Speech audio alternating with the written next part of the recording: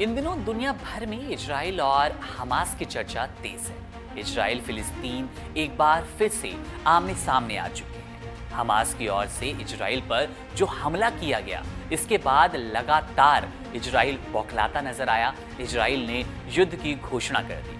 अब इजराइल ने रॉकेट से हमला करना शुरू किया है गाजा पट्टी पर। वो गाजा पट्टी जो हमेशा से इतिहास रही है दोनों देशों के बीच। आक्रोशित इजराइल ने युद्ध की घोषणा की और इन दिनों दोनों देशों में युद्ध छिड़ चुका है। हालांकि ये युद्ध कोई पहली बार नहीं हो रहा, युद्ध पहले भी हो चुका है। तो आइए आपको बताते हैं कि दोनों देशों के बीच युद्ध का ये जो बवाल है, युद्ध का ये जो तनाव है, कितना पुराना है और गाजा पट्टी को लेकर इजराइल जो है हमेशा से इतना आक्रामक क्यों रहता है।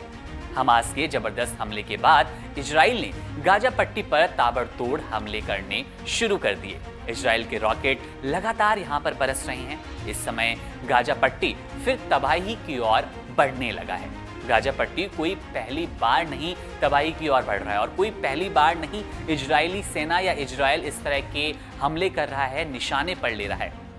आपको बता दें कि इजराइल ने इस बार और भी ज्यादा तगड़ी मार की है, लेकिन हर बार ये इलाका वापस वैसा हो जाता है, ये इलाका खड़ा हो जाता है। वो बदले की भावना कहो या फिर अपने देश की साख, नागरिकों की सुरक्षा हो या फिर हो दूसरी कोई ऐसी वजह जिसके चलते आपको अपना डोमिनेशन साबित करना था, इजराइल ने युद्ध का ऐलान शनिवार को ही कर दिया था।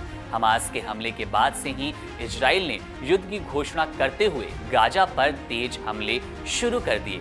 इजराइल के ताबड़तोड़ रॉकेट हमले गाजा के कई इलाकों को तबाह कर रहे हैं। हालांकि पिछले कुछ सालों में सीधे तौर पर इजराइल और फिलिस्तीन के बीच का टकराव बढ़ता ही जा रहा है। गाजा ही घमासान का केंद्र बन रहा है।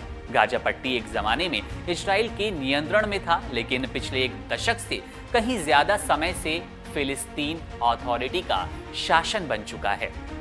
बता दें कि जिस गाजा पट्टी पर इजराइल लगातार हमले कर रहा है, वो गाजा पट्टी इजराइल के दक्षिण पश्चिम में स्थित एक 6 से 10 किलोमीटर चौड़ी और 45 किलोमीटर लंबा क्षेत्र है।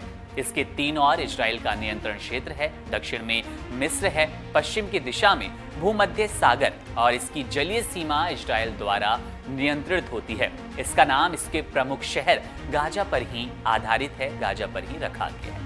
इसका दूसरा जो प्रमुख शहर है इसके दक्षिण में स्थित है और राफा है, जो कि मिस्र की सीमा से लगा हुआ है।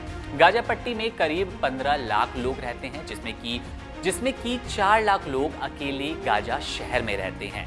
अपने आप में एक बड़ी आबादी वाला ये क्षेत्र है, शहर है। गाजा पट्टी का इतिहास 1948 में इजराइल के बनने के साथ ही शुरू होता है। 1948 में इजराइल के निर्माण के बाद यहाँ बसे अरबों के लिए आर्मिस्टाइस रेखा बना दी गई थी, जिसके तहत गाजा पट्टी में अरब मुस्लिमों को रहना और इन मुस्लिमों को इजाजत दी गई और तय किया गया कि यहूदी इजराइल में रहेंगे, मुस्लिम यहाँ रहेंगे। 1948 से लेकर 1967 तक इस पर मिस्र का अधिकार रहा, लेकिन 1967 में 6 दिन की लड़ाई के बाद इजराइल ने अरब देशों को निर्णायक रूप से हरा दिया। गाजा पट्टी पर इजराइल का कब्जा हो गया, जो 25 सालों तक इसी तरह बना रहा। दिसंबर 1987 में गाजा पट्टी में भीषण विद्रोह हो गया। इसके बाद 1994 में यह तय किया गया कि यह इलाका चरणबद्ध तरीके से फिलिस्तीन अथॉरिटी यानी कि पीए को स्थानांतरित कर दिया जाएगा। वर्ष 2000 में इजराइल के तत्कालीन प्रधानमंत्री एरियल शैरोन ने नई योजना के तहत गाजा इलाके से इजरायली सैनिकों को हटाने और स्थानीय नागरिकों को बसाने की योजना बनाई।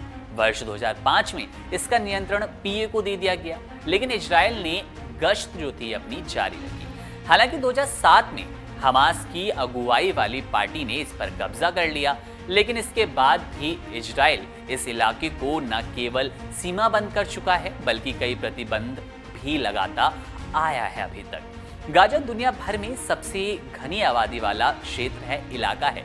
यहाँ पर प्रति वर्ग किलोमीटर क्षेत्रफल में 4,505 लोग रहते हैं। अनुमान के मुताबिक 2020 तक यहाँ प्रति वर्ग किलोमीटर 5,835 लोग रहने लगे।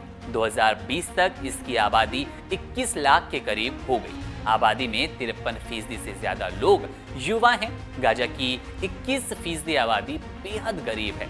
ये लोग रोजाना $18 से भी कम पर गुजर बसर करने को तैयार हैं, मजबूर है। बेरोजगारी दर 40.8% है। युवाओं में बेरोजगारी दर 50% से भी ज्यादा है। आप हालात साफ तौर पर समझ पा रहे होंगे। यहाँ की सरकार के पास इतना भी पैसा नहीं है कि वे अपने 50,000 कर्मचारियों को समय पर वेतन दे पाए। गाजा के 694 प्राथमिक और माध्यमिक स्कूलों में करीब 4,063 लाख बच्चे पढ़ते हैं। ज्यादातर स्कूल संयुक्त राष्ट्र द्वारा संचालित होते हैं और इनमें से अधिकांश स्कूल दोहरी शिफ्ट में चलाए जाते हैं क्योंकि बच्चों की संख्या बहुत ज्यादा है। हालांकि यहाँ शिक्षा की दर काफी ऊंची है। 93 यानी कि 93% यहाँ पर शिक्षा दर है। महिलाएं और 98% पुरुष साक्षर है। दोनों के मार्जिन में बहुत ज्यादा अंतर नहीं है, लेकिन एक ऊंची शिक्षा दर यहाँ पर दिखाई देती है। गाजा में बुनियादी स्वास्थ्य सुविधाओं की भी कमी है। बिजली के अभाव में अस्पताल में समय से लोगों को उपचार नहीं मिल पाता। इसके अलावा गाजा मिस्र और इजराइल पर निर्भर है। करीब 20% लोग इलाज के लिए, 25% लोग दवाओं के लिए और मिस्र जाने के लिए मजबूर रहते हैं। लेकिन मिस्र ने भी अपनी सीमा बंद कर दी है, वो भी इनकी मदद नहीं करना चाहता।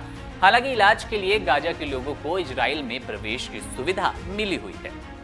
गाजा की 80% जो आबादी है भोजन के लिए दूसरों पर निर्भर रहती है। लोगों के पास अनाज खरीदने के लिए पैसे नहीं हैं। 2012-13 के बीच गाजा में खाद्य असुरक्षा 44% से बढ़कर 57% तक पहुंच गई।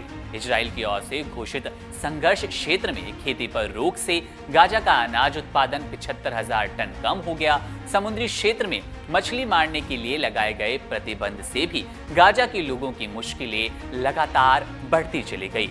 गाजा के लोग हर दिन बिजली का संकट झेलते हैं, उसका सामना करते हैं। इजराइल और मिस्र से इनको ये सुविधा मिलती है, लेकिन इतनी नहीं कि इनका जीवन बेहतर ढंग से चल पाए।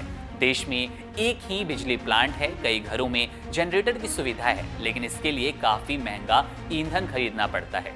बिजली की कमी का असर दूसरी सुविधाओं पर भी होता है, गाजा में, जो कि नाम मात्र है। बारिश होती है, जल की खपत बढ़ रही है, ऐसे में संकट भी बढ़ रहा है। देश में 5.5% लोगों को विश्व स्वास्थ्य संगठन के मापदंडों के मुताबिक पीने का पानी मिलता है और बाकियों को नहीं। संयुक्त राष्ट्र के मुताबिक करीब 3.5 लाख लोग दूषित पानी पीने के लिए मजबूर हैं। यहाँ गंदे पानी के लिए निकास का कोई समुचित प्रतिबंध और जो प्रबंध होता है वो नहीं है। इसके अलावा करीब 9 करोड़ लीटर गंदा पानी हर रोज भूमध्य सागर में गिरता है, जिसका असर आम लोगों की सेहत और जलीय जीव जंतुओं पर पड़ता आया है।